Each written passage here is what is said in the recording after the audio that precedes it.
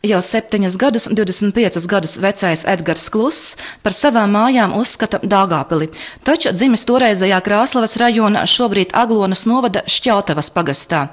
Daugavpils universitātē ieguva augstāko izglītību un maģistra grādu starpkultūru attiecībās. Šobrīd bezdarbnieks. Man ir bakalaura grāds angļu filoloģijā, un kā otrā valoda ir vācu valoda. Tad maģistra grāds man ir starpkultūra attiecībās, un man ir starpkultūra attiecība menedžera kvalifikācija, kas, principā pati par sevi diezgan plaša kvalifikācija, tur viss bija iekšā. Visā pa drusciņai, bet daudz. Kā veidojās gan tavas tālākās gaitas, gan arī tavu kursabiedru pēc šī diploma iegūšanas, un kādas bija cerības sākotnēji jau? Cerības jau, protams, visiem ir lielas. Izglītība arī tiek iegūta priekš tam, lai kaut kādā veidā sevi realizētu un parādītu savas zināšanas, kuras tika iegūtas studiju gados. Jo, bija jau negulētās naktis kaut kādas, un dienās arī nosēdēts lekcijās, līdz ar to gribētos jau arī dabūt kaut ko atpakaļ no tā visa. Bet, cik es satieku tagad kursabiedrus, tad, tie, kas palikuši Daugavpilī, tie, uz ielas satiekot viņus vienkārši, skaidrs, ka Daugavpilī tagad nav īpaši laba situācija, un daudzi no viņiem ir zaudējuši darbu, un arī tagad tā ir bez darba, jāsēž. Es uzskatu, ka Daugavpils ir tāda savdabīga pilsēta, un arī cilvēki te bieži vien ir savdabīgi, jo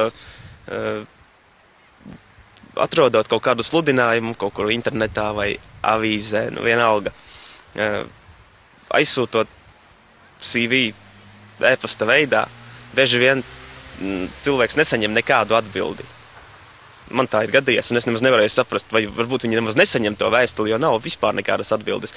Tad, mēģinot aiziet pa taisno uzreiz uz kaut kādu konkrētu uzņēmumu, aiznest viņiem CV, tad viņi paskatās un saka, tā, lūdzu atsūtiet CV pa e-pastu, mēs tā nepieņemam. Un tas tad kaut kāds apburtais loks sanāk. Tas, kas veltīts, tas ir manī iekšā tagad, un tas nepazūd. Tāpat ikdienā lietoju gan valodas, gan arī visas iegūtās zināšanas kaut kādā veidā pielietoju, līdz ar to es to neaizmirstu. Es esmu strādājis Aglonā, Turisma informācijas centrā. Ja bija visnotaļ interesanti 2 gadi, ko es tur pavadīju. Vienīgais, ka grūti man bija tur dzīvot, jo gribējās kaut kādus lielākus plašumus, lai varētu izpausties arī muzikālā jomā. Šeit Daugavpilī tomēr man ir grupa un ir cilvēki, ar kuriem es kopā varu aiziet, satikties, kaut ko parunāties. Aglonā man tādas iespējas nebija, jo tur es biju praktiski viens pats. Svarīgākais jau ir tas, ka man patīk strādāt ar cilvēkiem, patīk kontakts ar cilvēkiem un uzzināt kaut ko jaunu par citiem cilvēkiem. Lūk, un tas ir daudzas dažādas nozares. Var minēt gan žurnālistiku, gan kultūru, gan to pašu turismu kaut vai 2 mēnešu laikā, ko es gribētu sasniegt. Gribētu padarīt savu dzīvi labāku un arī varbūt kaut kādu ieguldījumu Daugavpils dzīvē ienest.